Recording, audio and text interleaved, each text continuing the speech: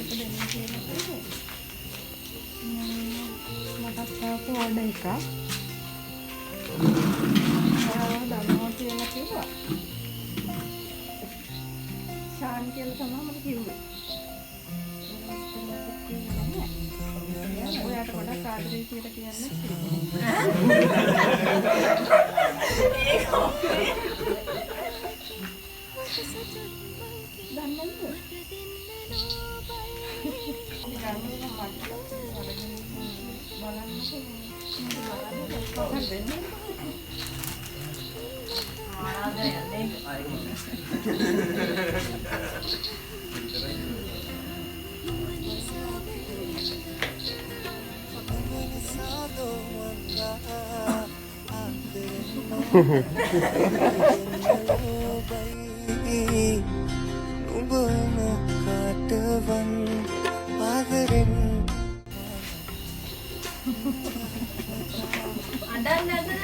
Hello, bye.